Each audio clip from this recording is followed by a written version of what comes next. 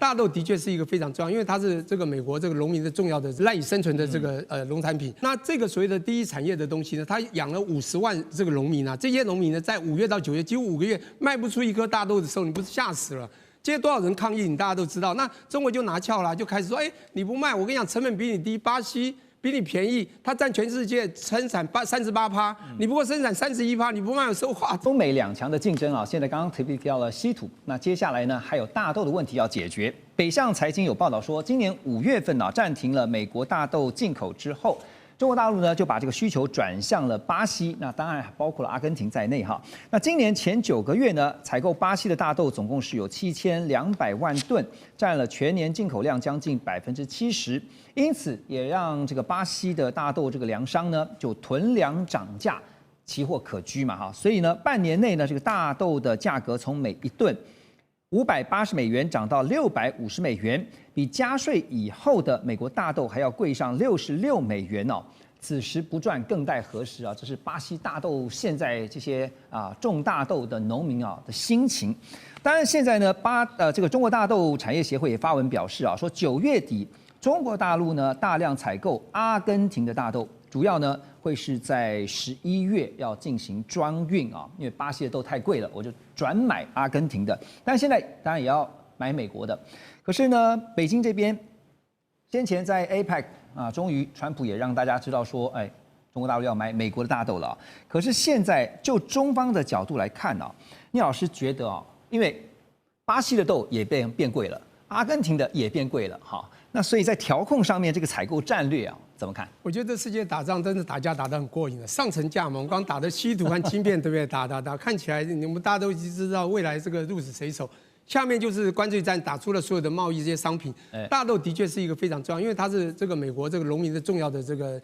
赖以生存的这个农产品。那这个所谓的第一产业的东西呢，它养了50万这个农民啊，这些农民呢，在5月到9月几乎5个月卖不出一颗大豆的时候，你不是吓死了？这些多少人抗议，你大家都知道。那中国就拿翘了，就开始说，你不卖，我跟你讲，成本比你低，巴西比你便宜，它占全世界生产38%，你不过生产31%，你不卖有说话的，对不对？阿根廷生产13%，我像巴西、阿根廷在你的南边买还可以友好一下，那加起来就51%，那我就不向你买。所以当然他还是势必要跟美国做一些条件的交换。所以他在这个很多会议也会允诺，也会买一些，但他私底下就像那个地方买。当然这时候你会发现奇货可居了。巴西以前呢有美国存在，他没有办法产38%不好卖，所以这时候就这样讲的，这巴西农民的心情当然就爽啦，就知喜啦，就开始呢就涨价嘛。这个东西一定会有这个 herding effect， 就这个群聚效应，就开始涨价了。我只能这样讲说，这个事情在眼下非常有机会，很有趣啊。但是我还是一句话，这个还是大家在拿自己的。我们讲说经济战或贸易战啊，两边打谁打谁都会受伤，关税也打到别人自己的未来的通膨，未来经济也会受伤。当然，中国因为关税的确伤得非常重，这是的确的。当然，即便涨价了，中国它还是要消费嘛。只是我们当时有想过一个比较有趣的东西，就是美国当时很担心。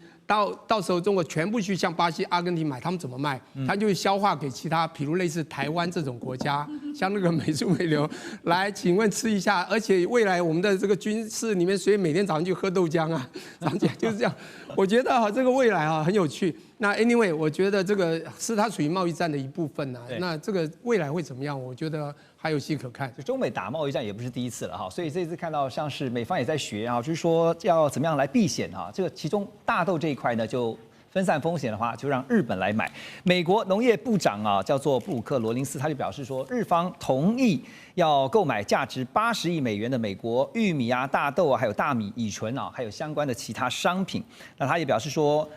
美国很幸运，美国大豆的销售网络非常广泛。美国大豆出口协会执行长则说呢，那他认为他们希望美国大豆进入中国大陆市场的时候不受阻碍啊，这市场看谁大嘛。日本怎么可能会比中国大陆的市场还要大呢？但是刚刚特别提到，中美都学到了功课，或说是教训吧。2017年的贸易战其实打完以后，这个中国大陆特别在这个功课上面做足了就看到我可以用很多的方式，包括现在买大豆，包括刚刚提到的稀土但是美国也在找买家在比速度希望能够在这个方面呢做一个转单的速度。那怎么看大豆好像是短期，但是每年可能都要来一次。但是稀土却是长期的。倩姐，你怎么看？大豆的问题是它是有不同的提供者的，所以它可以是买方市场，也可以是卖方市场，它就可以一直不断的转换。那稀土的部分啊，刚才特别讲了一下，中国大陆在精炼跟合金加工跟最后的永磁铁都是绝对的主导。所以你刚刚说美国25年来建第一块，那么它25年来之所以有25年都没有建，就是因为以前它并没有觉得那么大的国家安全的威胁。所以现在我认为大家可以看到说，美国的稀土再怎么做，你没有办法完全的替代中国大陆所提供的。那中国大陆现在重新开放的也是比较简单的前端的，只是说美国会在它的高精尖跟军事国防安全的部分有一个小的能量，那这个是可以想象得到。那中国大陆现在我觉得你刚刚讲的最后一点最重要是，它全部都用美国的规则来处理美国跟它的所有的纠纷。你要做出口管制，那我也做出口管制；你要做穿透性的或者是常被管辖的，穿透到0.1% 的，那我也做穿透到0.1% 的管辖。那在这个地方呢，我觉得大陆还有一个新的工具，就是因为它的数字平台跟 AI 非常的强。所以现在在稀土会看到要用的是出口资质电子预审系统。那在这里呢，就是对军民两用的，他买的人要做，我要承诺我是最终使用者，就是你刚才讲的那个 end user。对。同时，他现在要求呢，那个国家也要来担保说不会去转卖。所以你不但是那个公司要去做承诺，我是 end user， 同时国家也会说我不是转卖的。那这两个只要进入了它的电子系统，表面上来说，当然预审嘛会减短那个时间啊，比较快可以做完。但是它一旦进入了以后，你就给你了一个数字的痕迹，将来你无论用 DNA 或是什么方式去检查的话，你都有迹可循。所以这些都是美国开始做的，而中国大陆现在在每一件事情上去重置美国的长臂管辖的各种手段的时候，美国跟欧洲国家其实没有什么理由说不。那短期来看的话，希望就是中国大陆能够多买一点量的大豆了，对吧？希望他短期在农民面前、农业州那里有一些政治上的好处。美国总统川普在11月7号表示，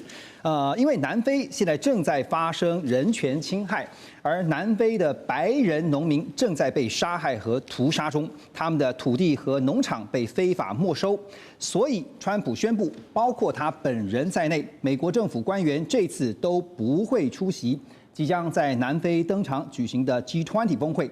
但是我们也要看呢，反观美国，现在农民受到的伤害其实不亚于南非哈。虽然不是生命的损失，不过财务方面损失非常的剧烈。那么根据 CSIS 的最新报告呢，说因为受到了中国大陆报复性关税还有非关税贸易壁垒的影响，在2025年1月以来，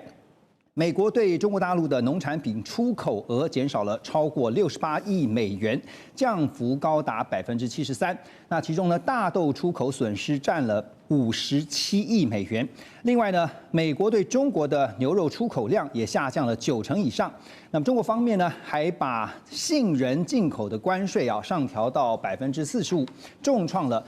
向来以加州作为主要出口的产业链。好，我先问最了解川普的 Russ，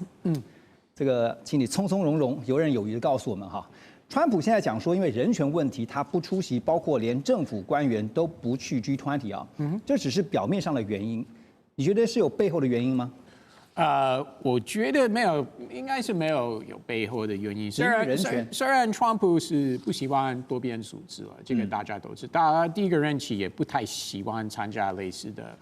多边主义的活动、组织高峰会等等，那这次回来执政也一样啊。今年参加 G7 也提早离开，那最近他去 APEC 也提早离开了，见习近平之后就离开了。所以他真的不喜欢出席这些活动，他想当 All Star。他希望这个焦点都是放在他了。那如果一个高峰会有10几个主要国家领袖，那川普就不是亮点，对，而不是热点，所以他不希望了。那他对这个南非少数民族，那就是白种人是少数民族，他对他们的这个安全、资产等等的议题一直就从他这次回来执政，一直有兴趣。他常常提了，而且他觉得我这样提啊，我的支持者、我的选民会，就是会非常受欢迎。所以他这样子做是因为想要保护在南非算少数的白人，是这样子。因为人权的这个原因，他口头说是要保护他们，对，但是主要是这个是跟美国国内政治比较有关。我再继续请教你啊，因为你刚刚特别提到说，美国向来，尤其在川普上任以后，其实他是习惯用单边的，而不是像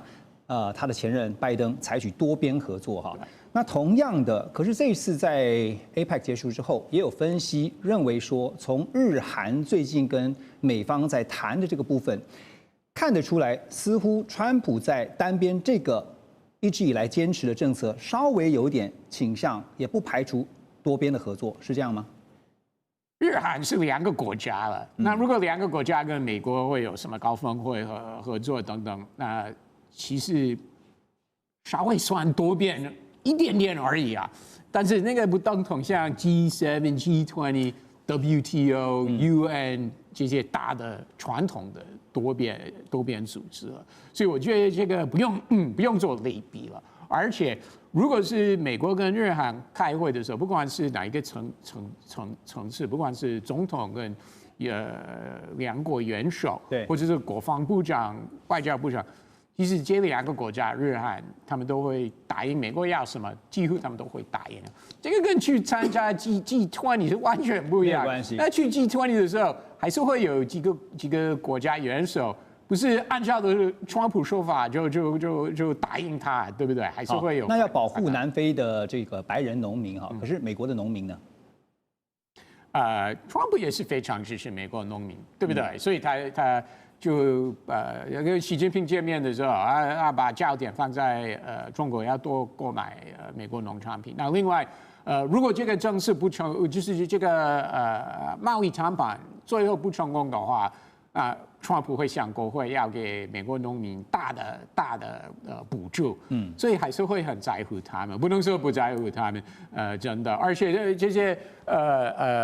南非的白人啊，说实在，我预测了很多还是会选移民到美国去了，最后还是会离开南非。只要川普是欢迎他们，而且目前川普的政策是非常欢迎他们移民到美国去。目前他不欢迎其他国家，尤其是有皮色是如果是黑的话，他不欢迎。而且白人至上的一个向来如果是像南非白人或者北欧人，川普是很欢迎他们移民到美国去了。那我真的相信将来几年很多南非白人，包含这些农民，会选择移民到美国去。好，所以现在看就是说，川普要如何照顾美国国内的农民哈？因为就提到了，像之前呢，在习川会之后，其实 APEC 呢，中美之间2强达成了一个共识，就其中呢就是包括了要买大豆哈。但现在买大豆也出现了一个变数哈，因为在习川会之后，美中双方其实都降低对对方的关税哈。不过路透社有一个最新的报道说，中国大陆对美国大豆的关税虽然下调到13%，但是呢，这个关税的税率呢，也导致了美国大豆的价格仍然是比巴西大豆的价格要高。好，所以呢，有交易员也表示说，市场上现在普遍不预期中国大陆对于美国大豆的采买会恢复需求啊。主要的原因还是那句白话，就是因为你的大豆卖得太贵了，所以买大豆现在变成了一种手段，或者说我们一种筹码哈。中方会如何在这件事情上面做决定呢？这个美国农产品是这次川普2.0大陆等于说是规划准备最完整的一步，而且他这次打击美国是美国最依赖的出口品项，就是大豆、牛肉、杏仁，这3个是美国这个就是对中国出口最大额的农产品，这3项，而且这是集中火力针对美国这个最敏感的产业来做出打击。那因此。大陆它也有多元供应的来源的需求，所以它也向巴西购买大豆，向阿根廷购买大豆。它跟巴西买的大豆，让巴西呢它的出口增加了10%，让阿根廷呢增加了21%。所以就代表大陆它对于多元供应农产品，它已经做好了一个这样布局，所以让它的全球供应链呢能够多元化，降低对美国依赖，同时。让美国的农民来承受这个市场所遭受的损失，对，这就是他一个精准打击的。那再加上现在农民的那些成本也上升了，像化学肥料啊、劳力啊、设备这些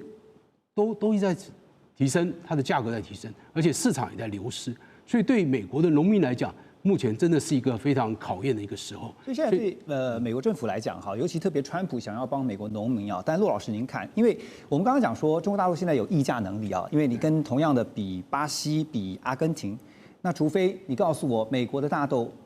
确实比阿根廷、比巴西要便宜，那我才愿意买啊，不是吗？对，所以美国在这方面可能要寻求也是一样多元出口，你不能只出口给中国。虽然中国是目前全世界最大的大豆的买家，但是你还是要跟印度啊、东南亚或中东市场来寻求一个出口你大豆的一个市场的一个需求嘛。那当然，另外一方面，这次川普跟习近平两个人在这个釜山达成这个协议，也说大陆不再杯葛啊这个美国农产品的采购。那也开放了，所以他应该跟中国达成一个更有结构性的协议，要长期的保证大豆、牛肉、杏仁这样的一个进出口的一个，这样才能够确保美国农民的一个利益。否则，这个市场是非常的浮动的。假设最大的买家一直有针对性的在杯葛你的时候，美国农民的话，他随时会有很不安全的感觉，随时有没有办法出口的一个风险存在。就像那个我们看到影片上，就是一个大豆厂竟然会爆炸，因为多到爆炸。那这样的情景，我们就不愿意看见。所以，川普可能在短期、中期、长期都要有一些规划，否则没有办法因应中国大陆针对性的一个农产品的杯葛。是，所以陆老师刚刚点到一个重点啊，就是中国大陆要制造的是美方，特别是农民这一边啊，随时有一个不安全感。那这个部分呢，才能够当成未来中美这个整个竞争架构不变的情况之下呢，中方握在手中一个非常有力的筹码哈。当然，除了美国的农业受到惨重打击之外，现在呢，接下来我们要来看的就是呢，川普有可能会酿成美国国内自己的粮食危机。怎么说？川普为了大砍被称为奥巴马健保的这个平价医疗法案呢，跟民主党在参议院上演了僵持的戏码。这几天大家都看到了，也造成了美国政府现在停摆已经超过了38天，原先的记录啊保持在35天，这个记录被打破了。而川普呢还拿4200万依靠食物券生活的人民，这4200万都是美国的公民哈，拿这些美国人民当成筹码，也说呢，美国营养补助援助计划的福利只有在激进左派民主党人开放政府的时候才会发放。罗德岛地方法院在11月6号先裁定了，说川普政府呢必须要立即释出预算，补足全额发放所需要的资金。而隔天呢，农业部也向各州发出了备忘录，只是要全额发放11月份的食物补助。可同一时间呢，看到川普政府立刻向联邦上诉法院提出了紧急申请，希望能够把这个法院的命令给挡下来。好，川普怎么这么的坚持哈？就是他的斗志旺盛啊，就是不让民主党要得逞。为什么不坚持啊？如果我是他的顾问的话，我也会跟他说，总统先生，你目前要坚持了。为什么呢？我们离其中选举还有1年时间。但是现在当下受害的是4200万的美国民众，不是吗？第一，他要看他共和党明年的这个其中选举的选情。那说实在，大部分的众议院选区不是摇摆区了，只有几个选区会算是摇摆区了，所以有固定200多个选区，一定不管怎么样会投给共和党的众议员候选人，所以他真的是不用那么担心选举。所以其中选举因为还没到的关系，不需要这么急切的。还有另外要看。按照过去就是政府关门的事件有发生过，就最近10年都有发生很多次了。说实在，每次民主党会让步，不是共和党也没有让步，共和党也有让步，不管是哪一个总统，小布希或川普 EDLA 总统也有让步，对，但是民主党早晚会让步。所以总统为什么要那么急让步？他可以等等看民主党会提出什么样的让步的方案，那他就可以算那我也要不要让步？但是不用这么早。为什么要这么早？我跟你说啊，现在离其中选举1年时间，选民不会记得这件事情。OK， 所以因为还没到选举，还没到那个关键时刻，所以现在不管是共和党也好，民主党也好，反正是继续演到还没到最后一幕嘛。等到最后一幕的时候，一定会有一个妥协。你的意思是这样？一定会妥协。OK， 民主党一定会妥协。那等他们妥协，那总统也就可以妥协。那另外他也要让他的支持者认为他不会踏够，因为最近很多人批评他说他会踏够，变成他的代名词。另外有强硬的政策，不管是外交政策、内政政策，但是他最后会妥协。所以因为最近有这种批评，他这次尤其是在民主党面前，他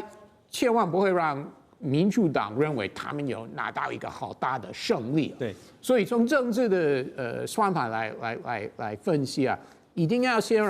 等民主党来妥协，他才会妥协。OK， 所以Ross 刚刚讲了一个大白话，委员他点到了，因为选举还没接近啊，所以呢，4200万这些就算在饥饿的话，关我什么事情哈？美国民主制度到底出现了什么样的大问题呢？从这一件事情上面来看，我觉得第一个是政党对立实在是有够严重。在美国历史上，政党之间的斗争并不是没有，甚至每天都在进行。那像这次这样斗争到政府停摆38天，而且我相信这个还会持续下去，没有那么快解决，搞不好50天甚至60天，搞不好都有可能。那这种对立，政党的对立会延伸到很多的层面，那就是内耗嘛，这就是内耗。对，所以我认为这个就是这个美国社会的一个很大的问题。第二个，当然，其实某种程度来讲，川普上来以后，美国族群对立的现象是变严重的。他所谓的要让美国再次伟大，那里面其实所隐含是让美国的白人再一次伟大。那支持川普的人，其实就是中低收入的白人，所以他是他们的代言人。这种族群问题当然有。刚刚讲到南非的问题，川普讲说美国这个南非的白人这个被杀，他也用了 genocide， 就是这个好像种族灭绝、种族屠杀，没有这回事啦。南非的治安是非常差，我有好几个朋友都在南非做生意。南非的生意是非常差的，他们出去进出都要带持枪的武装保镖的啦，所以没有特别针对这个南非的白人来进行屠杀，没有这一回事啦。这个美国自己都这个很多的这个作家都出来讲这样的话嘛。可是你看，川普特别讲说，美国的白人，美国这一阵子是反对移民的哦，可是针对南非的白人。他说：“你们可以用难民的身份移民来美国来定居啊，提出申请就对呀。所以这有白人的问题。你看这次的纽约市长的选举里面，你去想想看看，白人有很多是支持现在当选的这位市长，可是更多的是很多的黑人、少数族群的主裔，当然包括很多犹太人，是支持当选的这位的这位市长的，所以有足球你过来一个其实很严重的一个问题是通膨啦。你知道川普有一个非常强烈支持他的，叫做 Marjorie Greene， 她是乔治亚州选出来一位女性的众议员，她是这个美国所谓的 MEGA 的强力的支持的川普的最挺川普的那样的一个人，挺到出汁的这样一个人。可是你看这次最近他就对川普有很多的批评。那他这次就出来讲话，就大概昨天嘛接受访问，他就出来讲了。他说他用一个叫 affordability， 这个字是什么？就是说你有没有，你可不可以负担得起？能不能 afford？ 你可以买的，你可以 afford 嘛，对不对？所以这个问题就是说，为什么会这个会出现这个问题呢？他先讲，他说我是去买东西的。我是到市场比如说杂货店之类的去买东西的人，有没有通货膨胀，东西有没有变贵，我是知道的。民众最有感，对，没错。所以这一次为什么美国不仅在这个共和党在纽约输了，纽约市的市长选举输了，维吉尼亚州州长输了，对，还有这个 New Jersey 这个纽泽西的州长也输了。很重要一个字就是。人家的通货膨胀造成很多人生活的困难。国际上的重头戏就是川习会了。川普这次呢，他的亚洲行第3站到了南韩，但是呢，他不是去参加 APEC， 而最重要的，他先前一再强调他会和中国大陆国家主席习近平见上一面。果然，两人真的见上了一面，而且呢，会谈呢100分钟，虽然不如川普所说的希望谈到3到4个小时啊，但是呢，总算有谈。那么第3站南韩呢，并不是到APEC 去参加，而是在釜山和习近平来见面，睽违了6年的时间呢。这次谈了100分钟，到底有什么样的共识呢？我们说共识如此啊，这是台湾工商时报整理出来，我们给大家看这个图表，在特别这次的经贸交手部分啊，关税的部分，美方取消对中国大陆加征的10%芬太尼的关税，而对中商品加征的24%的对等关税会继续暂停1年。另外呢，中方也会相对应的调整反制措施。双方也同意继续延长部分关税的排除措施。另外就是管制的部分，也就是我们常讲说卡脖子哈。那么美方暂停实施9月29号公布的出口管制50%穿透性的规则1年，中方则是暂停实施在10月9号提出的反制啊，也就是稀土出口管制这个措施，同样是延长1年。好，航运的部分呢，还有包括其他，特别是在芬太尼，刚刚有讲的芬太尼禁毒合作呢，现在美方说要看中方接下来怎么做啊，实际的做法呢，美方会继续的观察。而中方呢也会做出相对应的一些回应，后续还有一些进度。川普表示说，跟习近平在很多的重要问题上面都达成了共识，包括我们刚刚提到的稀土也好，还有呢，特别是买大豆这件事情啊。那么习近平则说呢，双方要尽快的细化和敲定后续的工作，将共识维护好以及落实好。预料下个礼拜呢，美中双方就会进行这个经贸相关协议的进一步洽谈。好，但是这次大家也关注到了一个台湾问题，这次没有谈到。马上就先来问一下黄老师哈，因为这次我们看到在事后，川普接受媒体的访问，媒体请他给自己打分数啊，说10分是满分的话，他说我是12分啊，这个还多了2分哈，显然是非常的满意啊。我先问的是，中方跟美方各自要到了什么？我觉得双方都必须要对外说是满意的，是有成果的。那么各自得到什么？我觉得基本上是双方的谈判团队，双方从川普总统的2.0开始在处理对外关系，包括对中关系，基本上不是国安团队，而是经贸团队为主。那么所以经贸关系关税谈判、贸易谈判。主导了美国对外关系，是。那么跟中国大陆也是一样，这是第一个。第二个，我认为就是双方共同有默契的决定这次100分钟。我们看大家有戴耳机，戴耳机是同步口译，同步口译才能节省时间。那么100分钟，老实讲那个中美之间的问题多得不得了，所以我觉得地缘战略的部分是双方有默契的，暂时不在这一次会谈中间，对，所以我认为是暂时缓解，在2个人会面以前拉高的这种声势，但是这个缓解是暂时性的。那战线拉长，因为中美之间的战略竞争，它会是非常长期的一个竞争，而所有的项目不一定那么快能够谈下来，所以从这个4月份的这个所谓解放日开始，一路已经换了世界5个低点在双边在谈，但是还是高低起伏对，还没有最后的定案，所以战线必须要再往后拉长。老师，您看哈，有分析是这样认为说，美方这次要到是土豆泥啊，就是包括稀土、大豆还有芬太尼哈，简称土豆泥。中方其实你看到的是，习近平在这个2国元首会面的时候，他并没有提出要求，他只是说呢，我们要保持大国的风范，所以也有一个分析就是说，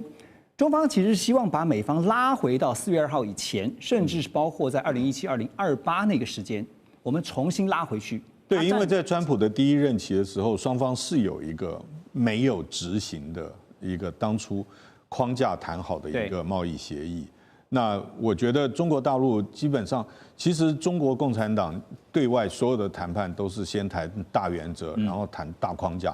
在那个框架定了以后，其他的东西中国可让的会让，但是红线底线思维，通通在里面。有没有像是双方都演了一场戏？对，双方剧本是合写的嘛，所以演起来就很自然了。好，为什么说是一场戏哈？因为在川习会之前呢，我们也看到了美国贸易代表署在24号就提前早一步的宣布，他们说呢，要依据美国1974年贸易法案第301条规定啊，那么对中国大陆呢是否有履行美国总统川普在第一任期所签署的第1阶段贸易协议要展开调查。而尽管我们看到这次结束的川习会达成了新一轮的贸易休兵，但是也听到了后来呢，这个美国贸易代表Greer 他就表示说，301条款调查将会持续的进行，为中国商品加征关税预做准备。然后呢，川普在见完了习近平呢，他也说呢，这个4月份呢，川普说他会访问中国大陆，接下来呢，习近平也会访问美国，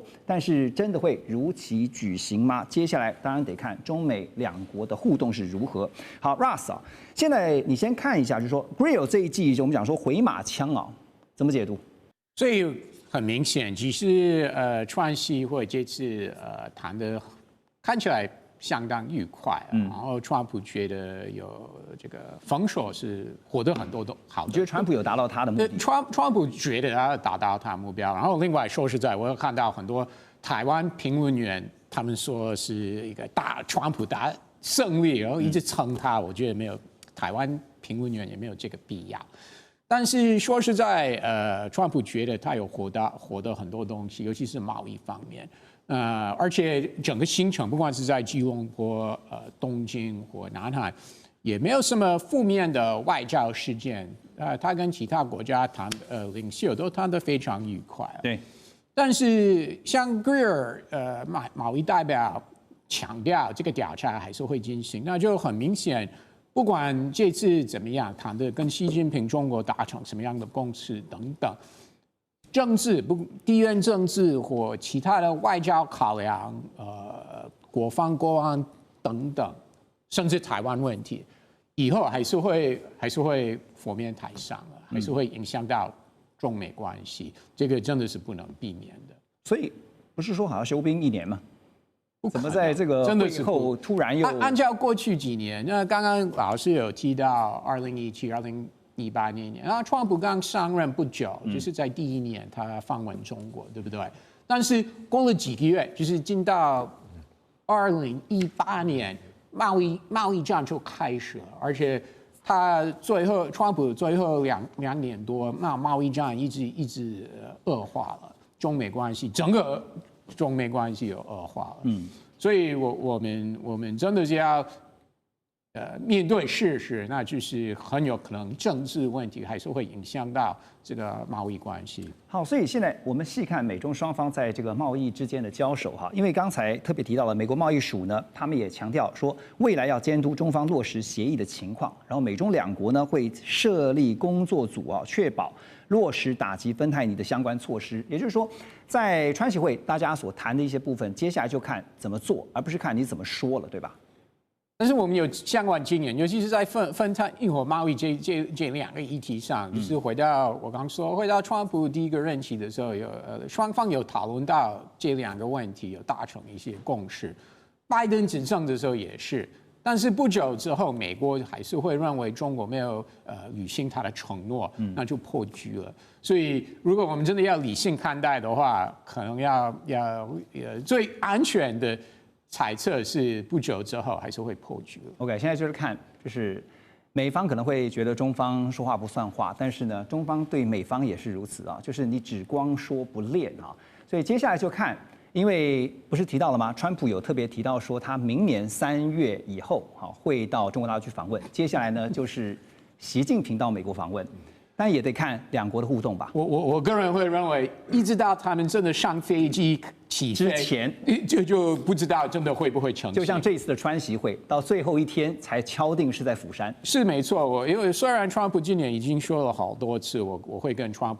会跟习近平见面，但是一直到他真的上飞机去 APEC， 而且我们也一直不知道他会不会参加 APEC 的相关会议，那最后他没有。对，所以就是对川普来讲，就是 make a wish。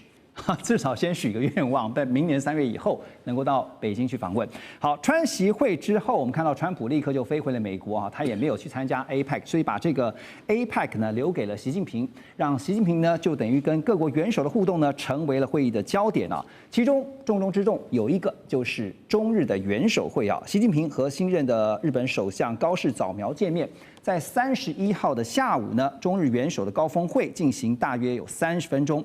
那日本首相高市早苗表明，希望跟中方建立建设性且稳定的关系，并且喊话说中国大陆是日本的重要邻国，同时也向中方表达对东海活动这些相关议题的忧虑。而习近平则指出，中日是重要邻国，希望推动两国之间这个战略互惠关系。不过，如果有印象的话，大家记得吗？这个川普是先在亚洲行啊，他的第2站是到了日本啊，先见了高市早苗。所以彭博也报道说呢，在跟高市早苗的会谈当中，川普就直接告诉高市说，任何你想要的、任何你需要的帮忙，我们都会在那里，我们是最强级别的盟友。哇，这句话说的怎么讲呢？啊，那蔡老师是高市，我们知道其实他一直是维持继承安倍晋三的路线哈，但是他有他自己日本现实考量的压力哈，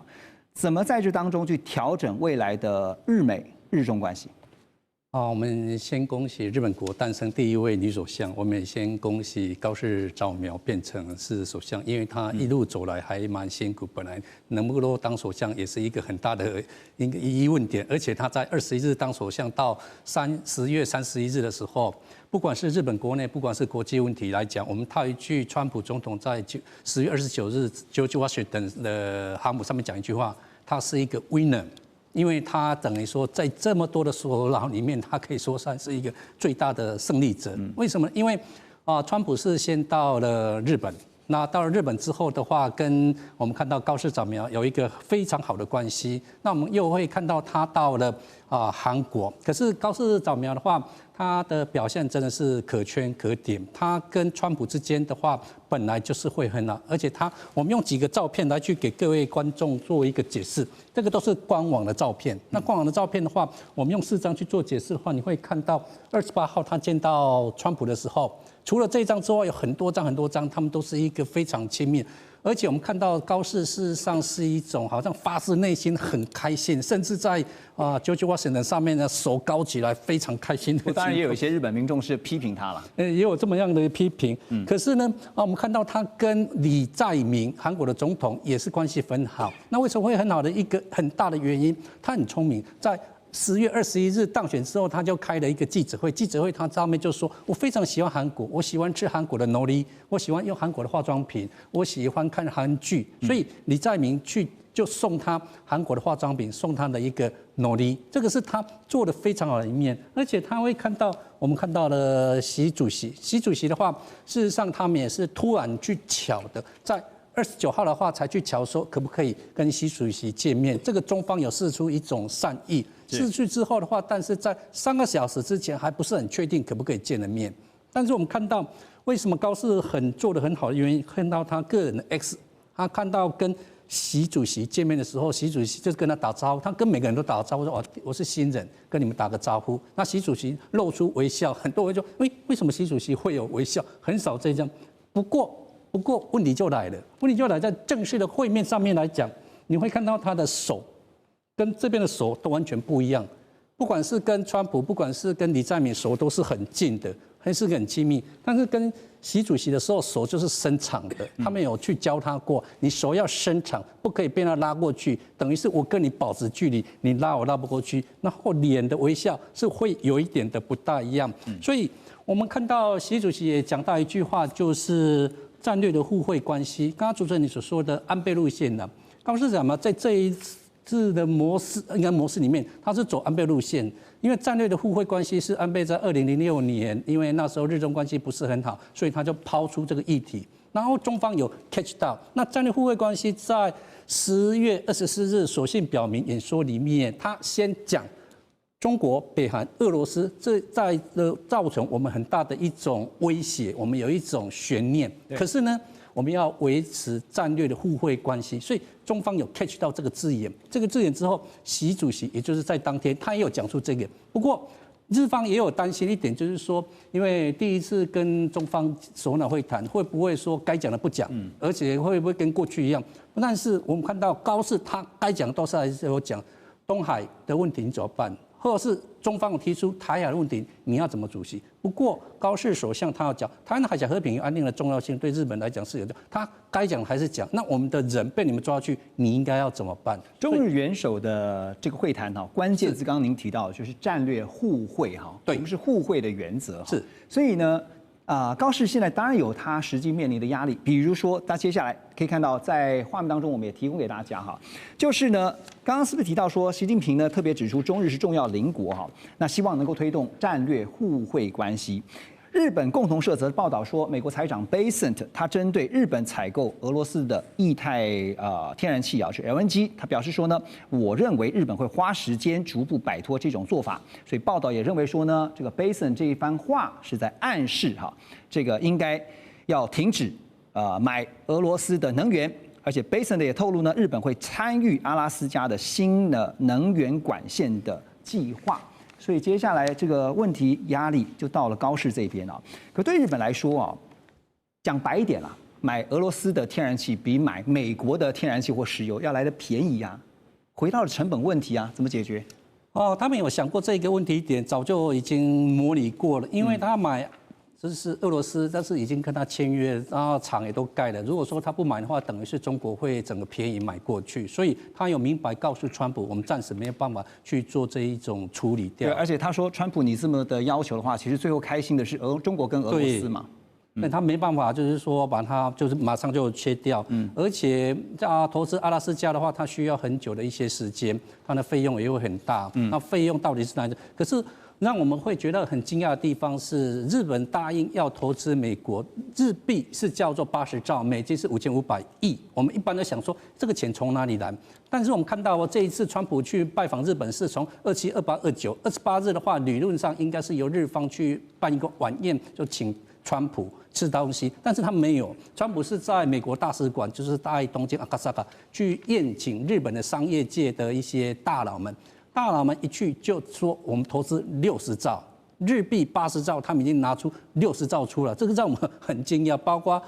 软银，包括东芝、Mitsubishi，包括我们要投资 AI 办 AI 的那个基础建设，或者是所谓的稀土，所以80兆他已经找出60兆，只差20兆，这是让我们很惊讶的一点。其实日本几乎是美方所开出的清单，几乎是照单全收了。除了这个能源的部分可能窒碍难行，恐怕之后还有一些需要去讨论的部分。这个全球贸易战现在看到中美两强之间打得最火热的，不是晶片，也不是稀土，而是呢小小一颗的大豆，其实是黄豆了哈。那美国总统川普呢，他已经放话说，他要在10月底的 APEC 亚太经合会场边亲自跟中国大陆国家主席习近平来会面，而且他到时候见面的目标只有一个，就是施压中国大陆立刻去采买美国的大豆。这个话说得很狠啊，不过到时候怎么做呢？川普甚至急得公开生气的说呢，中国大陆停止购买大豆的谈判手段已经严重伤害到美国的大豆这些农户哈。这句话当然也等同于川普也承认了这个贸易战的反作用力，现在是重重打击到美国自己的农业命脉。那也就是说呢，现在选票跟大豆比较有关。散装船航运业者他们最新的数据显示，大陆在年底之前大约需要采买这个120艘船的大豆，数量高达了大约有840万吨。如果这个订单能够下到美国的话，对美国农民来讲，简直就是一个救命的黄金大饼啊！不过先前川普说呢，大豆这个问题不重要，我们用补贴的就可以了。显然不是如此哈，左老师怎么看？好，首先我们看到就是说，因为中国大陆过去是这个美国大豆的最主要的买家，对，去年2024年中国大陆购买了美国45%的大豆。45%大豆出口，所以当然它这个举足轻重。那今年因为关税战的关系，到目前为止是大幅萎缩。然后呢，这个因为大豆现在正好是收成期，然后这个川普又打击非法移民，对于农业部门来讲冲击很大，因为很多农民他们是依赖移民来去替他们做采收，所以现在他们就变成说，他没有这么足够的人力采收，他又没有办法这个出口，所以他就要赶快再重建那个仓库，把它储存起来。所以对农民来说，不但赚不到钱，还额外要付出成本。所以现在大概是说一亩要亏64块钱，这是叫苦连天。对，叫苦连天。那现在情况，当然美国想办法，当然是希望就是说，不只是说这个像传统的这些买家之外，现在看上几个新兴市场，包括越南啦，包括这个尼加拉越南奈及利亚，还有一个孟加拉，这3个国家大家去看，它的人口规模都上亿。但是问题是这样子，这3个国家人口上亿，可是中国大陆是14亿的人口。对，还有一点最大的差别，因为中国大陆这个食用这个大豆很多，吃豆腐嘛，我们豆腐用很多豆类啊，华人豆浆、豆腐啊、豆浆都有。这个对，那其他国家没有这么大量的这个使用嘛，所以最后就是缓不济急。然后还有一点，因为以往大豆储存都是在10月就买满了。就今年要用的，到明年9月、10月那个时候才又开始下一轮的采购季。那换句话说呢，你现在这个时间没有抓住，很可能你就要再等半年以上。所以这个美国农民等得了吗？这个情况就是他等不了，对不对？对，所以就为什么他现在川普一定要在这个时候？其实2个人不可能在那个时候才决定了，现在应该已经在谈，现在就要谈，然后2个人真的都两边都谈好了，到时候见面就可以把这个东西公布出来。所以现在虽然说看到川普老神在在，一派这个觉得说虽然有紧张，但是呢不能够展现出来，但私底下其实也许心里面是急得像热锅上的蚂蚁一样哈。啊，因为呢，如果这个大豆中国大陆不买的话呢，它可以买别的哈，比如说像是巴西跟阿根廷嘛，啊，其实都可以趁机来补位哈，就是他们也产大豆哈，那美国的大豆不见得中国大陆要买啊，所以还是得找到买家。贸易战的风向也在大转弯啊，因为呢，你最近也可以对比同步听到，像是美国的贸易代表格利尔啊，他突然就是示好，说要寻求跟中国大陆呢扩大非敏感商品的贸易。但是什么叫做非敏感呢？大家也在想，这到底怎么去定义？另外呢，就是美国的财长贝森特啊，更是放话，他说预计下一轮美中贸易谈判将会出现重大突破啊。这个重大突破到底是指什么样？多重大啊？突破在哪里呢？不过他当然这个先前哈，其实也批评中国大陆说暂停采购美国的大豆呢，是把美国农民当成人质或者是棋子。所以拉回到现在讲。这个川普说呢，一定要想办法让中国大陆买美国的大豆。可是，如果中国大陆就是不买，那你能怎么样呢？啊，现在大豆的政治筹码看起来是比我们常常在聊的晶片啦、稀土啦，好像更加的重要了哈。哎，真的是没有想到，竟然会有这么一天。吴老师又怎么看？是不是大豆会比晶片还更重要？在此刻哈，对，其实我觉得应该把它拉高一个层次，我们看一下这整个结构。我觉得这主要是依赖的问题。就是在全球化时代，大家都相互依赖嘛，你依赖我，我依赖你，但是不同的领域不同的层面。是。那这个依赖呢，如果我依赖你太多，我就会担心，说不定你会反过来控制我。因为依赖关系就是一种权力关系，一种控制关系。那依赖太过分，这就美国动不动讲说是国家安全，这国家安全。所以这个依赖关系也取决于大环境，比如在疫情的时候，口罩、防护衣、疫苗，这个都是依赖嘛。那看起来小小的口罩没有什么稀奇，可是到那个疫情的时候，它就变得非常严重，还具有杀伤力啊。这杀伤力带引号，因为你没有口罩，病毒会把人杀死，就具有杀伤力。所以回到你刚刚讲那个黄豆，那黄豆现在的大环境是什么呢？就是刚刚周老师讲的，因为黄豆是一种农产品，你现在不采购，它烂在田地里，或者是放在仓储，它有成本嘛。而且这个跟选票有关，哪些州那些州正好都是川普的红州，对不对？对。然后那些选票呢，到底有多少选票，多少农民，这个对他也很重要。所以这个大豆是不是能够变成中共反过来压制美国的一个武器化的一个资源？我认为现在就是做得非常好。而且眼看2026马上美国期中选举就要来了。没错啊，所以说刚刚讲说，川普跟拜登如果见面，就像周老师刚刚讲，现在幕僚可能都在磋商协调，希望到那时候大家两边老大一见面签名好了，我们这边和解，双方的领导人有面子。可是我有一点担心，或者我不是那么看好是双方见面这个问题就能够解决，因为双方现在看起来科技方面，中国比较希望美国要给他一些资源。那美国就觉得这是我卡住，但没想到，哎，你在黄豆上面居然也能够把我控制到这么惨，因为这依赖它嘛，就是国家安全的问题。所以我觉得双方不会那么容易就一下就能够谈到一个彼此都能够觉得我感到安全了，或者我占到便宜，或者至少我不吃亏了。我觉得没有那么容易的。OK， 所以现在接下来就要看两国这个元首哈，包括川普、习近平两人怎么谈啊。但现在幕僚已经开始在相关的一些作业中。那可是呢，最近也看到川普的有些政策啊，就是荒唐到被国际打脸啊，怎么一回事啊？就是美联社的记者呢，在联合国大会上呢，他们意外捕捉到了一个画面，美国财长贝森特手机的简讯啊，这简讯内容呢，竟然是痛批说愚蠢之至啊！为什么？因为美国金援了阿根廷200亿美元，结果呢，阿根廷取消了他们的谷物出口税，使得中国大陆趁机能够买阿根廷的大豆。因为刚刚讲说不买美国大豆，那我就买阿根廷的大豆，再加上它又没有谷物出口税，所以正好呢，就因此顺理成章的就完成了交易。那当然也使得美国农民的市场拱手让人。而且不只是大豆啊，现在就连牛肉也是啊，出现崩溃式的暴跌。路透社就报道说，美国牛肉呢销到中国大陆的金额暴跌了超过90%，原本每年上亿美元的市场，现在全部被澳洲给取代。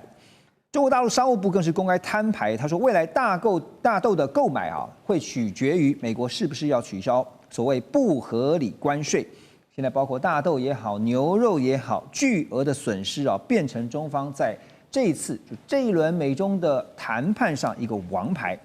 好，所以现在美国农业陷入到内外交迫的一个局面啊，被中国大陆牵制住。那刚刚吴老师也特别点到，其实这背后还有选票的考量啊。可是呢，总得谈，那拿大豆来换什么呢？所以陆老师觉得，美国能够拿什么来换呢？比如说科技上的松绑，或是在外交上面有什么样的筹码吗？今天彭博最新的消息出来了，就是中国大陆向美国提出了一个要求，就希望中国大陆对美投资可以超过1兆美元，换取美国对于中国大陆在美国投资企业的国安审查，不要再做国安审查，这是第一个要求。第二个，我中国大陆出口到美国已经设工厂的中国的工厂的关税要降低，所以他做出2个这样的一个诉求。那以投资1兆美金来换到不要对我的企业做国安审查。我们知道欧盟当初跟美国达成协议是6000亿美金，日本是5500亿美金，韩国是3500亿。那中国大陆呢远超过他们，我可以投资1兆美金。换言之，中国大陆想要从我这个一带一路我投到美国去，不只是在其他的开发中国家，用这个换到我要的。所以中国大陆他自己也有一个蓝图，一个 picture， 就是说我跟美国这样一直的这磋商，我总要换到我要的，因为他们一直希望跟川普达成一个框架协议，在这框架协议之下，大家在小打小闹、小吵，在打阵地战。那这个框架协议呢，就等着这个 APEC 今年10月底的 APEC 他们来做一个谈。所以为什么贝森特跟葛略尔都说10月底的 APEC 会有重大的突破，会有重大决议？其实他们诚如刚刚左老师讲的，应该已经达成了某一种协议，只是这个协议需要2个领导人共同碰面才能拍定完成这一次的这个协议。那么现在美国对中国科55% 的这个关税，对美国来讲，这个关税呢是恰恰好，因为可以掐住中国的脖子，让中国出口到美国已经减少了25% 以上。好，这对中国大陆目前通缩经济下影响是蛮大的。所以陆老师，您觉得如果现在拿大豆，或者是包括刚刚提到的牛肉作为筹码的话，美国至少要到，中国大陆至少要到什么算是它达到它的标准？因为正好大豆，中国大陆是大豆全世界最大的买家，它可以买大概将近60%，所以它这里有相当大的主导的力量。那牛肉呢？过去美国每一个月都出口到中国大陆大概1亿2千万美金左右，那现在呢都大幅下降。那大豆甚至是从5月以后是0。对，那中国大陆正好就可以利用这个大豆来换取，比如说我关税是不是减少？比如说你的芬太尼关税是不是20%是不要啦？不要再科我芬太尼关税，降低中国大陆厂商出口到美国的这个成本。这对中国大陆是有一定影响。所以美国为什么这么有把握？表示美国已经跟中国大陆有了个默契，你这方面让给我，我那方面就要让你。所以为什么川普他们为什么这么有这样信心？那吴老师觉得呢？科技上至少中国大陆要到什么？我跟两位老师看法稍微有点不一样，我比较悲观。我悲观的理由就是说，中国大陆其实有比较长远的战略的思考，所以它即使是像刚陆老师讲的会让，那我觉得在那个措辞上面会有各种的陷阱在里面，绝对不是1000马好马上就买个500吨。买个5万吨就有多少吨这样子，我觉得这中间还会有一些变数在里面，因为双方彼此的互相需要，而且互相可以卡的那个 list 非常长，所以在这么短时间要谈成，我对那个川普的，刚刚节目前我有在开玩笑，川普的这个幕僚啊，很多具有战略思考的人恐怕都被开除了，或者不在政府里面了，所以他能不能够做那么缜密的战略的思考，然后跟中国大陆能够完成这样子一个密切的这样子的洽谈，我其实比较没有那么乐观。同意，而且其实现在美中在对谈的过程当中，有一个很关键的，就是非常薄弱的信任基础。